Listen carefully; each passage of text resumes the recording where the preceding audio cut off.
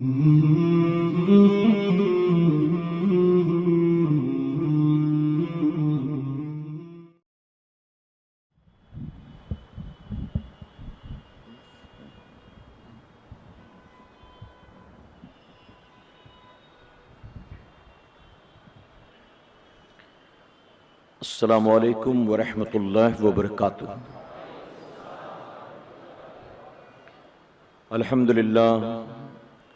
الحمدللہ رب العالمین والعاقبۃ للمتقین والصلاة والسلام علی سید الانبیاء والمرسلین اما بعد فاعوذ باللہ من الشیطان الرجیم بسم اللہ الرحمن الرحیم الا ان اولیاء اللہ لا خوف علیہم ولا هم یحزنون صدق اللہ مولانا العلی العظیم۔ باد توحید کے متوالو، شمع رسالت کے پروانوں، غوث و خواجہ اور رضا کے چاہنے والوں، آئیے سب سے پہلے ہم اور آپ نہایت ہی ادب اور احترام کے ساتھ اپنے اور ساری کائنات کے مرکز عقیدت جناب محمد الرسول اللہ صلی اللہ تعالی علیہ وسلم کی بارگاہ بے کس پناہ میں جس طرح سے میں آپ کو پڑھاؤں، میرے ساتھ مل کر با آواز بلند ہدیے غلامی درود و سلام کے انداز میں پیش کریں۔ پڑھیں الصلاۃ والسلام علیک یا رسول اللہ، الصلاۃ والسلام علیک یا حبیب اللہ، الصلاۃ والسلام علیک یا نبی اللہ، وعلی آلک واصحابک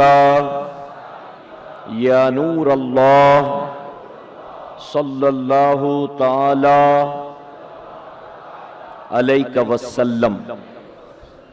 رب کعبہ کی بارگاہ میں دعا ہے، مولا اپنے حبیب صاحب الاولاق صلی اللہ تعالی علیہ وسلم کے صدقۃ فعل ہم تمام حاضرین اور سامعین کو تو ماہ رجب کی برکتوں سے بھرپور مالا مال فرما۔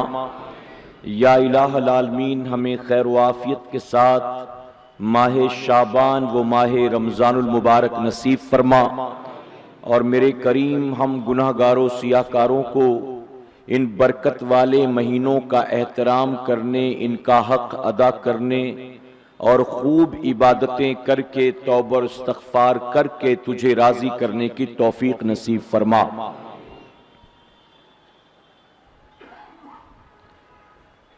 غریب جائیں تو جائیں کہاں غریب نواز، غریب جائیں تو جائیں کہاں غریب نواز، وہیں تو جائیں گے ہوں گے جہاں غریب نواز۔ غریب جائیں تو جائیں کہاں غریب نواز، وہیں تو جائیں گے ہوں گے جہاں غریب نواز۔ اور تمہارے در کی کرامت یہ بارہا دیکھی، تمہارے در کی کرامت یہ بارہا دیکھی، غریب آئے ہیں اور بن گئے غریب نواز۔ میرے پیارے آقا علیہ الصلاۃ والتسلیم کے پیر دیوانوں، جیسے ہی ماہ رجب المرجب کا چاند آسمان پر چمکتا ہے، ہر طرف سے لوگ خواجہ خواجگاں عطائے رسول سلطان الہند خواجہ معین الدین حسن سنجری ثم اجمیری چشتی رضی اللہ تعالیٰ عنہ کی بارگاہ میں حاضری کے لیے تیاریاں کرنی شروع کر دیتے ہیں۔ آپ جانتے ہیں کہ اس ماہ مبارک کی 6 تاریخ کو خواجہ خواجگاں سے نسبت ہے، اور خاص کر کے بر صغیر ہند و پاک میں رہنے والے خوش عقیدہ سنی مسلمان اس ماہ مبارک کی 6 تاریخ کو خواجہ خواجگاں کا عرس پاک منایا کرتے ہیں۔ میرے پیارے آقا علیہ الصلوۃ والتسلیم کے پیارے دیوانوں، روایتوں میں آتا ہے کہ اسی مہینے کی 14 تاریخ آپ کی تاریخ ولادت ہے اور 6 تاریخ آپ کی تاریخ وصال ہے۔ 537 ہجری میں آپ کی ولادت ہوئی۔ اللہ رب العزت نے آپ کو ایک عظیم گھرانے میں پیدا فرمایا ہے۔ فرمایا گیا آپ حسنی اور حسینی سید ہیں۔ آپ کی والدہ اور آپ کے والد، ان دونوں کی نسبتوں کے اعتبار سے آپ صحیح النسب حسنی حسینی سید ہیں۔ میرے پیارے آقا علیہ الصلوۃ والتسلیم کے پیارے دیوانوں، آپ دیکھیں آج اگر ہمارے یہاں کوئی فنکشن ہو، ہمارے یہاں کسی طرح کا کوئی پروگرام ہو، چاہے وہ ہم بچے کا عقیقہ کر رہے ہوں، کسی کی منگنی ہو، نکاح ہو، ولیمہ ہو، کسی دکان کی مکان کی اوپننگ ہو، کوئی بھی فنکشن ہو، یا آپ اجتماعات کے حوالے سے دیکھ لیں کہ ہمارا یہ مرکزی ہفتہ واری اجتماع ہو، علاقائی اجتماع ہو، قافلے کی بات ہو، تربیت کی بات ہو، درس کی بات ہو، سالانہ اجتماع کی بات ہو، تو لوگوں کو بار بار ان محفلوں میں آنے کی دعوت دی جاتی ہے، اور دعوت دینے کا طریقہ بھی مختلف ہوتا ہے۔ انویٹیشن کارڈز چھاپے جاتے ہیں، باقاعدہ ایس ایم ایس کیا جاتا ہے، فون کیا جاتا ہے، اعلانات ہوتے ہیں، گھر جا کر دعوت دی جاتی ہے۔ اس کے باوجود آپ دیکھتے ہیں کہ جن لوگوں تک دعوت کو پہنچایا جائے وہ سارے کے سارے دی گئی دعوت میں پہنچے، یہ ضروری نہیں ہے۔ مرکزی اجتماع کی دعوت ہر ہفتے دی جاتی ہے، اعلانات ہوتے ہیں، مبلغین اپنے اعتبار سے دعوت دیتے ہیں، لیکن جتنوں تک دعوت پہنچتی ہے کیا وہ سارے کے سارے آتے ہیں؟ نہیں۔ اسی طرح سے اگر کوئی فیملی فنکشن ہو، کوئی خاندانی فنکشن ہو، کسی کے یہاں شادی بیاہ ہو، تو دعوت جہاں تک پہنچائی جائے وہ سارے کے سارے پہنچے، یہ بھی ضروری نہیں ہے۔ لیکن آپ یہی دیکھیں، جب میرے غریب نواز کے عرس پاک کی تاریخ آتی ہے، کہیں سے کوئی دعوت نہیں آتی، کہیں سے کوئی میسج نہیں آتا، کہیں سے کوئی کال نہیں آتا، کہیں سے کوئی بلانے نہیں آتا، کہیں سے کوئی ہمیں پوسٹر کے ذریعے دعوت نہیں دیتا، بلکہ ماہ رجب کا چاند آسمان پر چمکتا ہے، غلامان غریب نواز خود بخود اپنے آقا کی بارگاہ میں پہنچنے کی تیاریاں شروع کر دیتے ہیں۔ جانتے اس کی وجہ کیا ہے؟ میرے پیارے آقا علیہ الصلوۃ والتسلیم کے پیارے دیوانوں، اپنے گھر میں فنکشن ہم نے رکھا تو اس کی دعوت دینا ذمہ داری ہماری ہے، اور جب کسی ولی کا عرس آتا ہے تو اس عرس کی دعوت دینا یہ ذمہ داری اس ولی کی نہیں ہوتی، اس کے مریدوں کی نہیں ہوتی، بلکہ جس نے ولی بنایا ہے اس کی دعوت وہ خود پروردگار عطا فرماتا ہے۔ اور میرے پیارے آقا علیہ الصلوۃ والتسلیم کے پیارے دیوانوں، یہ دعوت بھی ہر کسی کو نہیں ملتی، بلکہ اللہ جن پر کرم فرماتا ہے انہی کو اپنے ان محبوبین کی بارگاہ کی حاضری نصیب فرماتا ہے۔ اور میں کہتا ہوں سنیوں، اپنی قسمت پر ناز کرو۔ میں بار بار کہتا ہوں کہ اللہ کا بے پناہ کرم اور احسان ہے کہ اس نے ہمیں اور آپ کو اہل سنت والجماعت میں پیدا فرمایا ہے۔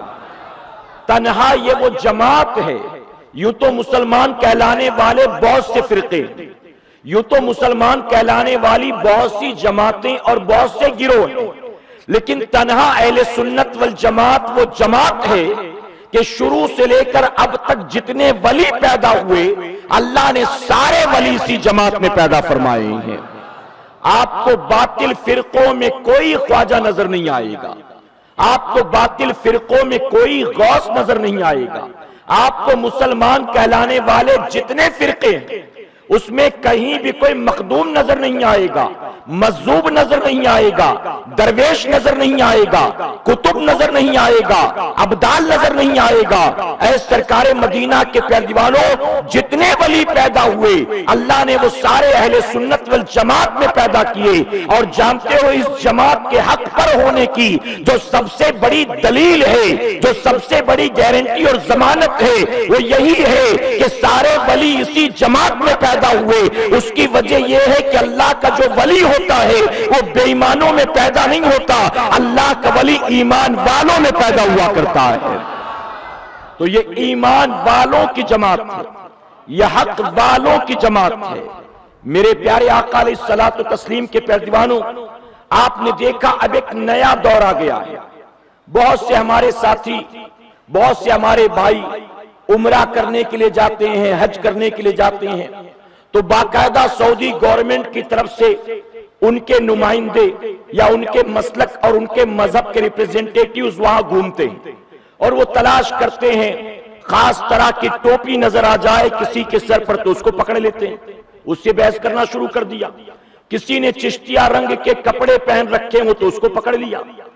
کوئی پیر اپنے مریدوں کے ساتھ بیٹھا ہو تو کبھی پیر کو پکڑ لیا، کبھی مریدوں کو آڑے ہاتھ لے لیا اور طرح طرح کے سوال کرنا شروع کر دیتے ہیں۔ یہ اس طرح کا کپڑا کہاں سے ثابت ہے؟ یہ خاص قسم کی ٹوپی کہاں سے ثابت ہے؟ یہ پیری مریدی کرنا کہاں سے ثابت ہے؟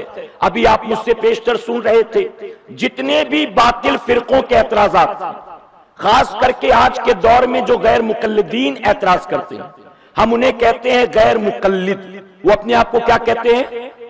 اہل حدیث۔ کیا کہتے ہیں؟ اہل حدیث۔ کوئی اپنے آپ کو اہل حدیث کہہ دے تو کیا اہل حدیث کہہ دینے سے وہ واقعی اہل حدیث ہو جاتا ہے؟ ہو جاتا ہے۔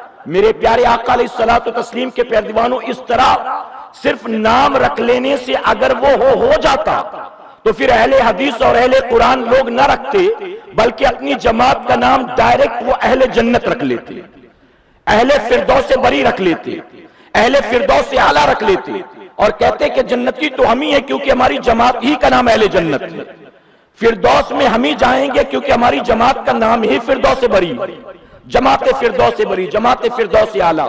تو نام رکھ لینے سے، ٹائٹل رکھ لینے سے کوئی ہو نہیں جاتا ہے۔ ہم انہیں کہتے ہیں غیر مقلد، یہ اپنے آپ کو کہتے ہیں اہل حدیث۔ اور جانتے ہو اگر آپ ہندوستان کے باہر جاؤ دوسرے ملکوں میں تو یہ اپنے فرقے کو جو ہے جنہیں ہم اہل حدیث کے نام سے یہاں جانتے ہیں، یہ اپنے آپ کو سلفی کہتے ہیں۔ کیا کہتے ہیں؟ سلفی۔ یاد رکھیں آپ اسے، سلفی یعنی ہم اسلاف کے طریقے پر ہیں۔ اور آج کل یہ دو چیزیں بہت زیادہ چل رہی ہیں، ایک سلفی اور دوسرا سیلفی۔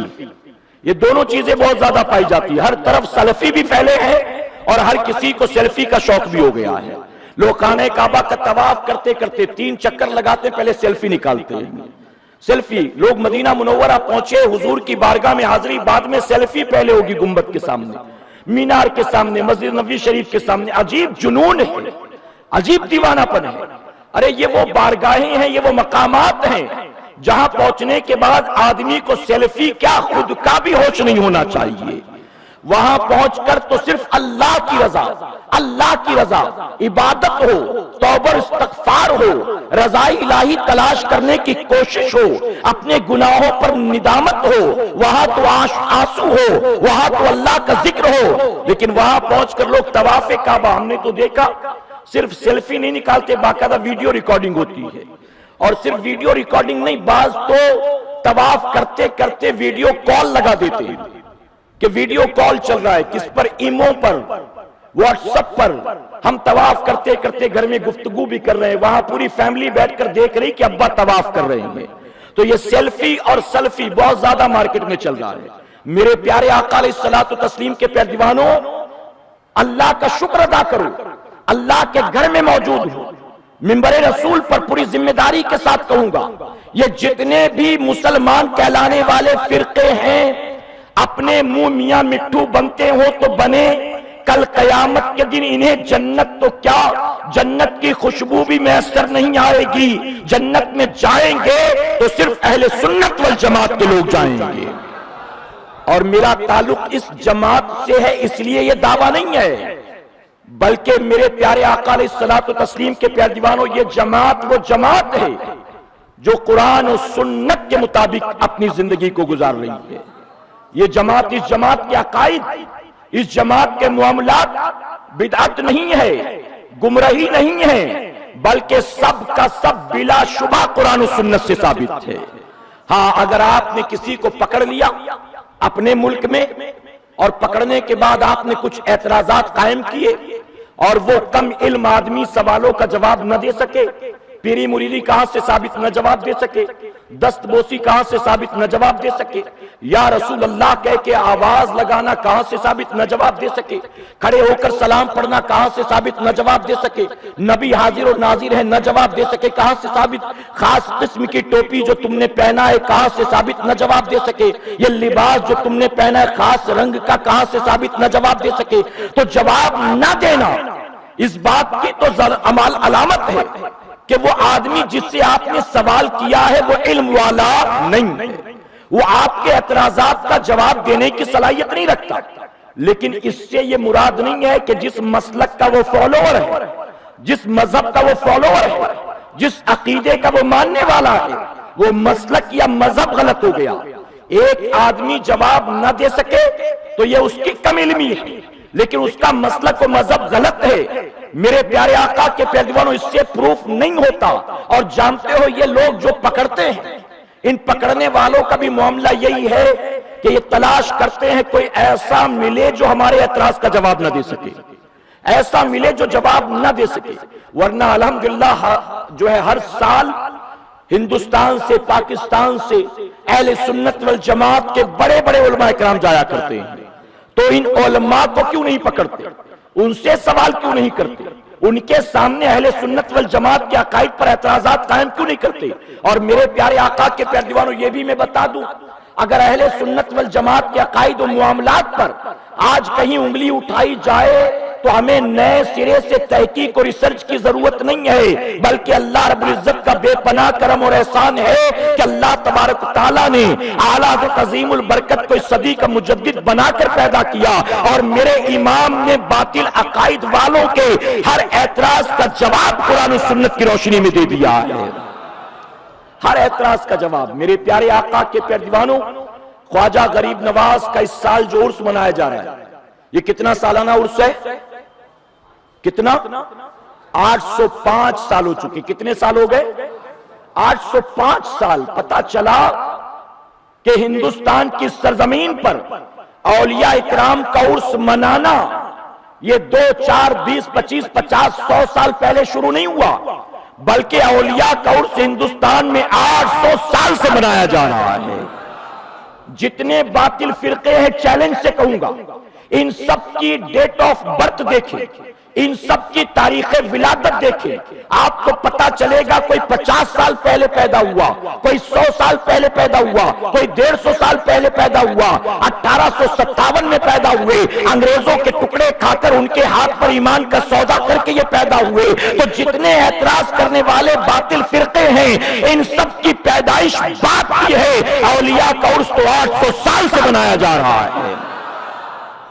اور جانتے ہیں 805 سال پہلے میرے غریب نواز کا جو عرس منایا گیا تھا، جو پہلا عرس تھا، ہم جو منا رہے ہیں تو 805 سالانہ عرس ہے نا، جو پہلا عرس منایا گیا تھا وہ عرس کس نے منایا تھا؟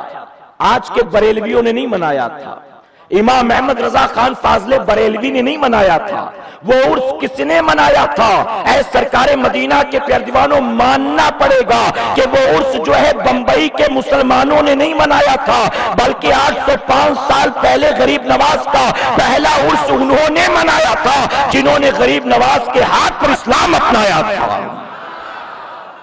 جو کسی اور مدرسے کے فارغ نہیں تھے، جو غریب نواز کے تربیت یافتہ تھے، جنہیں غریب نواز نے قرآن پڑھنا سکھایا تھا، جنہیں غریب نواز نے نبی کی سنت کا حامل بنایا تھا، جنہیں غریب نواز نے نبی کی محبتوں کا جام پلایا تھا، جنہیں غریب نواز نے مدینے کا پتہ بتایا تھا، جنہیں غریب نواز نے اہل بیت کی محبتوں کے جام پلائے تھے۔ اے سرکار مدینہ کے پیارے دیوانوں، غریب نواز کسی ایسے پیر کا نام نہیں ہے جو ہندوستان پیری مریدی کرنے کے لیے آئے تھے کہ اپنی دکانداری چمکانے آئے، نہیں، بلکہ غریب نواز اس ولی کامل کا نام ہے، میرے آقا صلی اللہ علیہ وسلم کے اس بیٹے کا نام ہے کہ جس کو حضور اکرم صلی اللہ علیہ وسلم نے خود ایک بہت بڑی ذمہ داری دے کر ہندوستان کی سرزمین پر بھیجا تھا۔ اور وہ کیا ذمہ داری تھی؟ وہ پیری مریدی کی ذمہ داری نہیں تھی، بلکہ کفر و شرک کے پہاڑ کو توڑ کر اسلام کا پرچم لہرانے کی ذمہ داری تھی۔ اسلام کا آج بہت سے یہ جو سلفی ہے نا غیر مقلدین، یہ کہتے ہیں کہ یہ 4 امام کہاں سے آ گئے، یہ 4 امام کہاں سے آ گئے؟ جانتے ہو ہم حنفی کیوں ہیں؟ ہمارے حنفی ہونے کی وجہ کیا ہے؟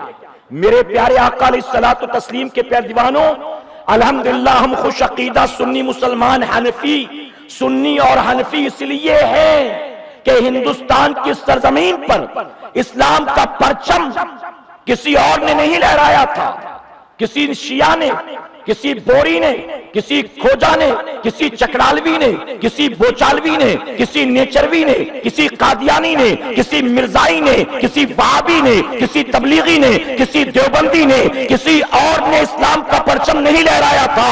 اسلام کا پرچم ہند کی سرزمین پر جس نے لہرایا تھا وہ کوئی اور نہیں بلکہ میرے خواجہ غریب نواز،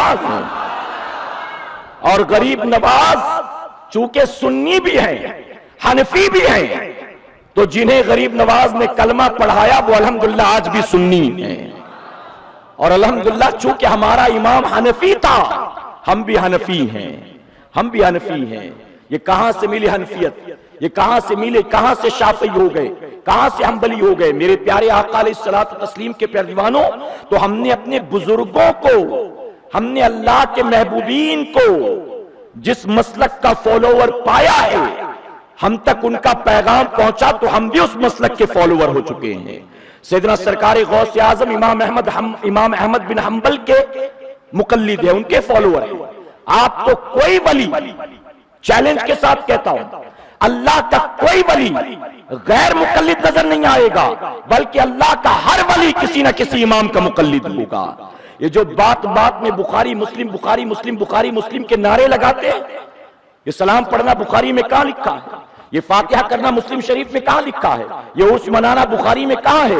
مسلم میں کہاں ہے؟ یہ بات میں جو دلیل پوچھتے ہیں کہ بخاری مسلم میں کہاں ہے، تو میں چیلنج کے ساتھ کہوں گا امام بخاری اور امام مسلم کا نام لینے کا انہیں حق حاصل نہیں ہے، اس کی وجہ کہ ان کے نزدیک مقلد جو ہوتا ہے وہ مسلمان نہیں ہوتا ہے، یہ غیر مقلد ہے، اور امام بخاری اور امام مسلم جو ہیں یہ خود دونوں بھی امام شافعی کے مقلد ہیں۔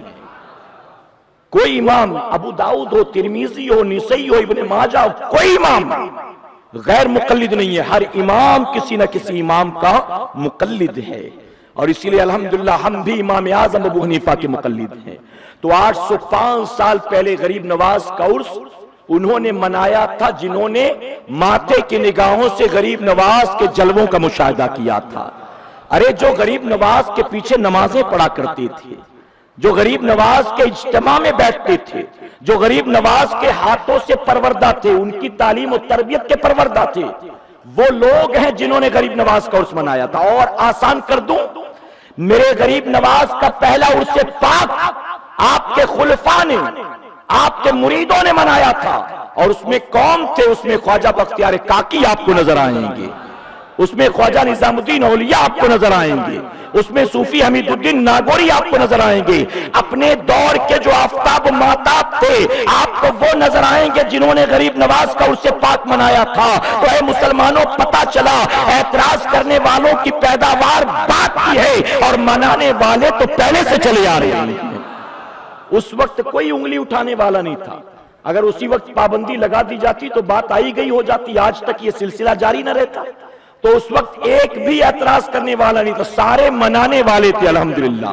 اور یہ بھی سن لو، ذمہ داری سے کہوں گا، آج جو اعتراض کرتے ہیں نا، آج جو اعتراض کرتے ہیں، عرس منانا کہاں سے ثابت، چادر چڑھانا کہاں سے ثابت، مزار پر جانا کہاں سے ثابت، اپنی حاجتیں وہاں پہنچ کر بیان کرنا اور یہ امید کرنا کہ ان کے ذریعے مدد ہو جائے گی کہاں سے ثابت۔ میرے پیارے آقا کے پیارے دیوانوں، پوری ذمہ داری سے کہوں گا، آج جتنے بھی اعتراض کرنے والے ہیں ان سب کی تاریخ اٹھا کر دیکھ لو، آپ کو پتا چلے گا یہ منکر ہو گئے ہیں، کل تک ان کے باپ دادا بھی غریب نواز کا عرس پاک منایا کرتے تھے۔ یہ احسان فراموش ہیں، غریب نواز کے احسان کو انہوں نے فراموش کر دیا۔ الحمدللہ ہم احسان فراموش نہیں ہیں، اور غریب نواز سے بڑھ کر احسان کرنے والا کون ہوگا؟ ہندوستان کی سرزمین پر، ہندوستان ہو، پاکستان ہو، برما ہو، شری لنکا ہو، بنگلہ دیش ہو، ارے ایشیا کے اکثر ملکوں میں آج جو کلمہ پڑھنے والے ہیں انہیں کلمہ غریب نواز نے پڑھایا ہے. غریب نواز نے, اللہ رب العزت نے آپ کو 97 سال کی عمر عطا فرمائی ہے, 97 ایئرز. چونکہ بہت کام کرنے تھے نا, اللہ نے اس لیے طویل عمر آپ کو عطا فرمائی. 97 سال آپ کی ٹوٹل عمر ہے, اور تاریخ میں آتا ہے کہ ان 97 سالوں میں آپ نے تقریباً 95 لاکھ سے زیادہ لوگوں کو کلمہ پڑھایا ہے. 95 لاکھ سے. میرے پیارے آقا کے پیارے دیوانوں, میں نے تو ایک بزرگ کے حوالے سے پڑھا, انہوں نے باقاعدہ لکھ دیا ہے, انہوں نے باقاعدہ لکھ دیا کہ 1000 سال کی تاریخ میں ہمیں کوئی ایسا ولی نظر نہیں آتا جس نے تنہا 90 لاکھ کافروں کو کلمہ پڑھایا ہو. ہمیں نظر آتے ہیں تو صرف غریب نواز نظر آتے ہیں. اور جانتے ہو میرے آقا صلی اللہ علیہ وسلم نے ان کو منتخب کیا تھا, یہ کام, یہ ڈیوٹی دی تھی, تو نبی کے دین کا نوکر بن کر غریب نواز نے 100% اپنی ڈیوٹی کو پورا فرما دیا ہے. اور میرے آقا صلی اللہ علیہ وسلم نے, وہ چاہتے تو کسی کو بھی پسند کر لیتے, لیکن غریب نواز کو بھیجا.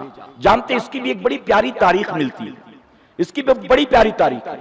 فرمایا کہ سیدنا سرکار غوث اعظم رضی اللہ عنہ جس وقت آپ نے بغداد کے منبر پر کھڑے ہو کر جمعہ کے خطبے کے درمیان یہ اعلان کیا کہ میرا قدم تمام ولیوں کی گردن پر ہے, تو اس وقت تقریباً 350 اولیاء جو وہاں موجود تھے, ان سب نے اپنی اپنی گردنوں کو جھکا دیا اور فرمایا کہ میرے غریب نواز اس وقت بغداد میں نہیں تھے, بلکہ اپنے شہر خراسان کی پہاڑ کی چوٹی پر اللہ کی عبادت کر رہے تھے, خراسان میں تھے. اور آپ گوگل میپ پر جا کر سرچ کریں بغداد اور خراسان میں کتنا ڈسٹنس ہے. غوث اعظم یہاں اعلان کرتے ہیں بغداد کے منبر پر کھڑے ہو کر, غریب نواز خراسان کی پہاڑیوں پر اللہ کے ذکر میں مصروف. فوراً آپ نے اپنی گردن کو جھکایا, اتنا جھکایا, اتنا جھکایا کہ پیشانی مبارک کو آپ نے زمین پر رکھ دیا اور بے ساختہ پکار اٹھے, اے عبد القادر جیلانی, اے میرے شیخ, تیرا قدم سب کی گردن پر ہوگا. میں معین الدین تیرے قدموں کو اپنی آنکھوں پر رکھتا ہوں, اپنی گردن پر لیتا ہوں, اپنے سر پر لیتا ہوں, اپنی نگاہوں پر لیتا ہوں. جب غریب نواز نے یہاں سے جواب دیا تو وہاں بغداد کے منبر سے غوث اعظم پکار اٹھے, اے لوگوں, غیاث الدین کا بیٹا معین الدین گردن جھکانے میں تم سب میں سبقت لے گیا اور میں نے اس کو ہند کا بادشاہ بنا دیا. تو پتا چلا ہند کی بادشاہت دی غوث اعظم نے, ویزا دیا ہے غوث اعظم نے, ٹکٹ دیا ہے میرے آقا صلی اللہ علیہ وسلم نے. غوث اعظم نے اعلان کر دیا, میرے آقا نے روانہ کر دیا, میرے آقا نے پتہ بتا دیا, نقشہ بتا دیا, کرنا کیا ہے ڈیوٹی بتا دیا, اور غریب نواز ہندوستان آئے. آپ جانتے ہیں میں ان ساری تاریخوں کو بیان نہیں کرتا جو آپ سنتے چلے آئے, کس طرح سے مجذوب سے ملاقات ہوئی اور کس طرح سے سفر کرتے کرتے پیر و مرشد کی خدمت میں پہنچے. بیعت سے پہلے آپ سے کیا کیا مجاہدات کرائے گئے آپ بارہا سنتے ہیں, میں وہ تاریخ نہیں دہراتا, لیکن وہ سب ذہن میں آپ رکھیں. خود غریب نواز فرماتے ہیں, توجہ ہے نا آپ کی, یہ بات بڑی توجہ طلب. غریب نواز خود فرماتے ہیں کبھی کوئی جاہل اللہ کا ولی نہیں ہو سکتا ہے. یہ کون کہہ رہا ہے, کون کہہ رہا ہے؟ جنہیں ہم سلطان الہند مانتے ہیں, ہم جن کے حوالے سے گواہی دیتے ہیں کہ ہم ہند والوں کو ایمان کی دولت غریب نواز نے عطا فرمایا ہے. تو یہی غریب نواز فرماتے کبھی جاہل اللہ کا ولی نہیں ہو سکتا ہے. پھر ہم نے جاہلوں کو ولی کیوں بنا رکھا ہے, ہم نے جوہلا کو پیر کیوں بنا رکھا ہے, ہم کیوں ہاہو کے نعرے لگانے والے, رنگ برنگے کپڑے پہننے والے اور معاذ اللہ کمر تک چوٹی لٹکانے والے, غیر محرم عورتوں سے ملنے جلنے, ہاتھ پیر اور سر میں تیل لگوانے والے, یہاں تک کہ ہمارا حال تو یہ ہے. غریب نواز فرماتے ہیں کبھی کوئی جاہل اللہ کا ولی نہیں ہو سکتا, ہم تو چرسیوں گنجیڑیوں کو بھی اللہ کا ولی سمجھے بیٹھے ہیں معاذ اللہ. سکے کا نمبر بتائے, لاٹری کے ٹکٹ کا نمبر بتائے, رات بھر قوالی سنے, فجر کی نماز نہ پڑھے, ہم نے تو سمجھے یہ ولی ہے. آنکھیں ٹیڑی میڑی کرتا ہو ولی یہی ہے, پھٹے پرانے کپڑے چیچڑے پہنتا ہو یہی اللہ کا ولی ہے. میرے پیارے آقا علیہ الصلوۃ والتسلیم کے پیارے دیوانوں, آپ نے شاید سوشل میڈیا پر ایک ویڈیو دیکھا ہوگا, چشتیہ رنگ کا کپڑا پہنے ہوئے ایک بوڑھا سا آدمی ناچ رہا ہے, قوالی بج رہی ہے یا ڈول گاجا باجا بج رہا ہے، اس میں ناچ رہا ہے، اور اس کے ارد گرد بہت سی عورتیں بھی جھوم رہی ہیں، اور وہ ایک ایک کر کے عورتوں کو قریب بلاتا ہے، ان کو گلے لگاتا ہے، اور گلے لگانے کے بعد کچھ دیر تک تو یوں ہی لپٹائے رکھتا ہے معاذ اللہ، اور اس کے بعد پھر کچھ کھلاتا ہے جبرن، اور کھلانے کے بعد پھر پیٹھ پر مکہ مار کر بھگا دیتا ہے۔ مرد قریب آتے ہیں تو صرف مکہ مار کر روانہ کرتا ہے، عورتیں آتی ہیں تو باقاعدہ گلے سے لگاتا ہے۔ جانتے اس کے خلاف کچھ لوگوں نے مہم چلائی، یہ ہمارے ملک کی بات نہیں ہے، پڑوسی ملک کا معاملہ ہے، کچھ لوگوں نے اس کے خلاف مہم چلائی اور مجبوراً پولیس کو اسے گرفتار کرنا پڑا، ان حرکتوں کی وجہ سے گرفتار کرنا پڑا۔ گرفتاری کے بعد جب اس سے کہا گیا قرآن شریف پڑھ کر سناؤ، تو قرآن شریف کہتا میں نے کبھی پڑھا ہی نہیں ہے۔ تو پولیس والوں نے کہا چلو ٹھیک ہے، قرآن نہیں پڑھ سکتے، بابا بنے پھرتے ہو، پیری مریدی کرتے ہو، سنیت کو بدنام، دین کو بدنام، پیری مریدی کو بدنام، قرآن نہیں پڑھ سکتے ہو، کلمہ پڑھ کے سناؤ۔ تو پہلا کلمہ بھی وہ نہیں سنا سکا، ذرا سوچیں، پہلا کلمہ بھی۔ آج کتنی جہالت ہے، اندھیر ہے۔ میرے پیارے آقا علیہ الصلوۃ والتسلیم کے پیارے دیوانوں، ہم نے اول جلول حرکتیں کرنے والوں کو اللہ کا ولی سمجھا۔ اچھی طرح سے بات ذہن میں محفوظ کر لیں، ہر عالم کا ولی ہونا ضروری نہیں ہے، ہر عالم کا ولی ہونا ضروری نہیں ہے، لیکن ہر ولی کا عالم ہونا ضروری ہے۔ کبھی جاہل اللہ کا ولی نہیں ہوتا، کیوں؟ کیونکہ جو ولی ہوتا ہے وہ دین کا ریپریزنٹیٹیو ہوتا ہے، وہ نبی کی سنتوں کا نمائندہ ہوتا ہے۔ جو ولی ہوتا ہے وہ ہمارے اور آپ کے لیے آئیڈیل ہوتا ہے۔ اب جب وہ خود ہی جاہل ہوگا، حرام کیا، حلال کیا، جائز کیا، ناجائز کیا، صحیح کیا، غلط کیا، عقیدہ کیا صحیح ہے، کیا غلط ہے، کیا چیزیں جائز ہے، کیا چیزیں ناجائز ہے، وہ خود اندھیرے میں، تو پھر وہ ہمیں راستہ کیسے دکھلائے گا بھلا بتائیے؟ جب اسے خود ہی نہیں پتا صحیح کیا غلط کیا ہے۔ عورتوں کو گلے سے لگانا صحیح ہے کہ غلط ہے اسے پتا نہیں۔ عائشہ صدیقہ رضی اللہ عنہا فرماتی ہیں، حضور اکرم صلی اللہ علیہ وسلم کی بارگاہ میں اگر کوئی صحابیہ بیعت کے لیے آتی تو میرے آقا صلی اللہ علیہ وسلم اگر وہ خواہش ظاہر کرتی تو بھی کسی عورت کے ہاتھ کو ہاتھ میں لے کر بیعت نہیں فرماتی تھی، بلکہ آپ بن ہاتھ میں لیے بیعت کرتے تھے ہاتھ کو۔ یہ انداز، یہ طریقہ بتا دیتا ہے اگر میرے آقا صلی اللہ علیہ وسلم نے ہاتھ میں ہاتھ لیا ہوتا قیامت تک لوگ دلیلیں دے رہے ہوتے۔ بتائیے ہے کہ نہیں؟ کسی بھی عورت کا ہاتھ پکڑے بیٹھے ہوتے، پکڑے جاتے رنگے ہاتھ، تو کہتے میں تو بیعت کر رہا تھا، میں نے ہاتھ یوں محبت میں نہیں تھاما تھا، میں تو مرید نہیں بنا رہا تھا اس کو۔ اور بعض لوگ تو یہاں تک دھوکہ کرتے ہیں کہ اگر میں تیرا پیر ہوں تو میں تیرا گویا روحانی باپ، روحانی باپ۔ اے سرکار مدینہ کے پیروانوں، شریعت نے اس بات کی اجازت نہیں دی کہ رخصتی کے وقت ایک باپ اپنی بیٹی کی پیشانی کا بوسہ لے۔ اپنی بیٹی کی پیشانی کا بوسہ لینے کی اجازت شریعت نے باپ کو نہیں دی ہے۔ آپ ہر عورت کو گلے لگاتے ہو اور دھوکہ اس بات کا کہ میں تو روحانی باپ ہوں، روحانی باپ ہوں۔ میرے پیارے آقا علیہ الصلوۃ والتسلیم کے پیارے دیوانوں، اس طرح کی باتیں بنا کر بولے بھالے مسلمانوں کے ساتھ دھوکہ دڑی تو کر سکتے ہو، لیکن آخرت کی پکڑ سے اپنے آپ کو نہیں بچا سکتے ہو۔ تو اللہ کے ولی کا عالم دین ہونا ضروری ہے۔ اور جتنے اولیاء کے نام آپ جانتے ہیں، تاریخ اٹھا کر دیکھ لیں۔ سیدنا سرکار غوث اعظم معاذ اللہ بے پڑھے لکھے تھے۔ کسی نے پوچھا کہ آپ ولی کب بنے؟ تو فرماتے میں علم حاصل کرتا رہا حتیٰ کہ اللہ نے مجھے مقام ولایت عطا فرما دیا ہے۔ اور غریب نواز کے حصول علم کا یہ عالم ہے کہ میرے غریب نواز نے 9 سال کی عمر میں پورا قرآن اپنے سینے میں محفوظ کر لیا ہے۔ قرآن حفظ کرنے کے بعد تفسیر قرآن کو سیکھا ہے، فقہ کو سیکھا ہے، حدیث کو سیکھا ہے۔ میرے پیارے آقا کے پیارے دیوانوں، آپ نے اپنی زندگی کا اکثر حصہ علم دین حاصل کرنے میں خرچ کیا۔ ظاہری علوم سے آراستہ ہو گئے تو کہا باطنی علوم کو حاصل کرنے کی ضرورت ہے۔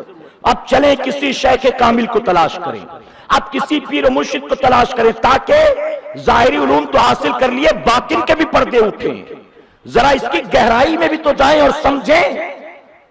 یہاں لوگ بے پڑھے لکھوں کو پیر بنائے بیٹھے، اور معاذ اللہ برا نہ ماننا، آج پیری مریدی آخرت کے لیے نہیں ہوتی ہے، بلکہ آج لوگ مرید بنتے ہیں تو اس نیت سے بنتے کہ ان سے مرید ہو جاؤ، روزی میں بڑی برکت ہو جائے گی، इनसे मुरीद हो जाओ, कारोबार को 4 चांद लग जाएगा। आज पीर के पास मुरीद आता है तो नियत दुनिया की होती है, और अगर पीर किसी को बैत करता है तो नियत उसकी भी दुनिया की होती है।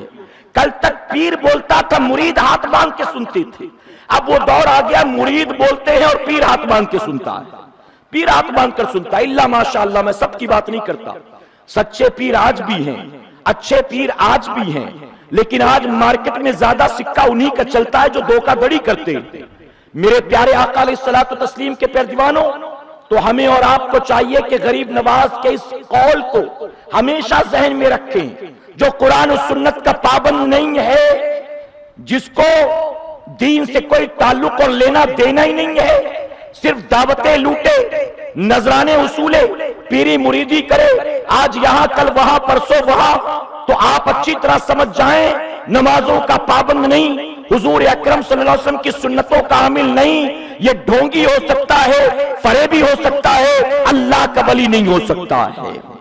गरीब नवाज फरमाते, मेरे पीरो मुर्शिद हजरत उस्मान हारूनी ने कहा कि जिस बंदे के अंदर 3 खूबियां होती है वो अल्लाह का महबूब बन जाता है।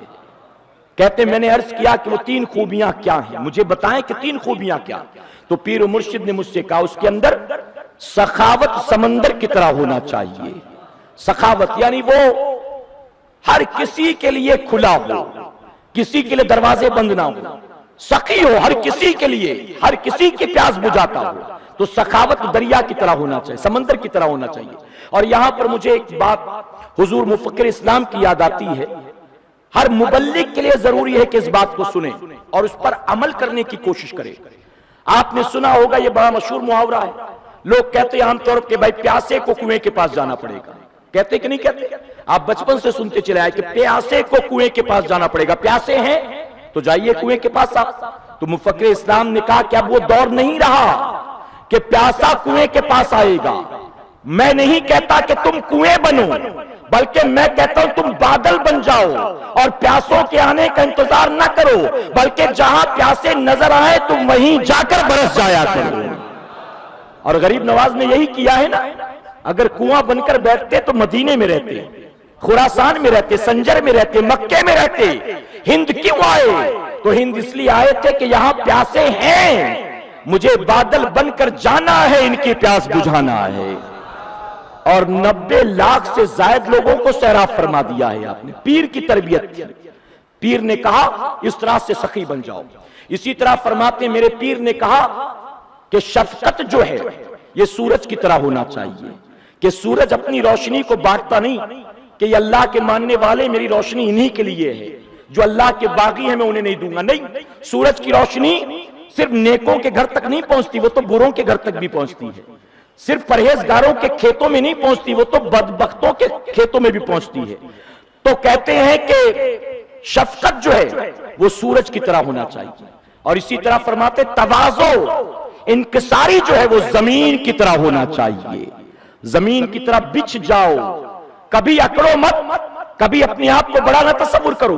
और गरीब नवाज खुद फरमाते हैं कि तमाम नेकियों से बेहतर है, तमाम नेकियों के मुकाबले, फरमाते तमाम नेकियों के मुकाबले सबसे बड़ा गुनाह यह है कि कोई बंदा अपने आप को बड़ा और लोगों को जलील ख्वार समझता है, छोटा समझता है, यानी अपने आप को बड़ा समझता है, मैं बड़ा नेक हूं। तो फरमाते कि तमाम नेकियों से बेहतर है कि अपने आप को छोटों से कमतर समझा जाए, अपने आप को लोगों से कमतर समझा जाए। तो फरमाते तवाज़ो और इनकिसारी जमीन की तरह हो, मिट्टी की तरह हो, कभी अकड़ नहीं होनी चाहिए। मेरे प्यारे आका अलैहिस्सलातु तस्लीम के प्यारे दीवानों, वक्त तेजी से गुजर रहा है, फिर आखिर में यहां पर अपने मौजू को मैं मुकम्मल करूंगा इन कलिमात के साथ कि अल्लाह का हर लम्हा शुक्र अदा करो कि मेरे करीम तूने हमें उस जमात में पैदा किया जिस जमात में तूने गौसो ख्वाजा को पैदा फरमाया है। اور الحمدللہ ہم سنی ہیں، حنفی ہیں، ہمیں اپنی قسمت پر ناز ہے، کیونکہ جس نے ہمیں کلمہ پڑھایا ہے وہ میرا غریب نواز بھی سنی ہے، حنفی ہے۔ آج لوگ عداوت اہل بیت کی بات کرتے ہیں، آج لوگ عداوت صحابہ کی بات کرتے ہیں، علی علی کے نعرے لگاتے ہیں اور صحابہ کی گستاخیاں کرتے ہیں، بعض صحابہ کی محبت کے دعوے کرتے ہیں، اہل بیت کی عظمت کا انکار کرتے ہیں۔ اللہ کا بے پناہ کرم ہے کہ ایک اہل بیت کے شہزادے کا، ایک نبی کی آل کا، ایک نبی کے بیٹے کے قدم ہندوستان کی سرزمین پر پڑے اور ان کے قدموں کی برکت سے اللہ نے ایمان کی دولت عطا فرمایا ہے، اللہ نے محبت رسول عطا فرمایا ہے، اللہ نے محبت صحابہ عطا فرمایا ہے، اللہ نے محبت اہل بیت عطا فرمایا ہے۔ تو بے پناہ کرم اور احسان اللہ اپنے حبیب پاک کے صدقے ہمیں آپ کو سب کو کہنے سننے سے زیادہ عمل کی توفیق عطا فرمائے۔ درمیانی گفتگو مجھ سے جانے انجانے میں کسی طرح کی غلطی خامی رہ گئی، آپ سب کو گواہ بنا کر سچے دل سے توبہ کرتا ہوں، رب میری توبہ قبول فرمائے اور ہماری اس محفل کو قیامت میں ہمارے لیے، ہمارے والدین کے لیے بخشش اور نجات کا ذریعہ بنائے۔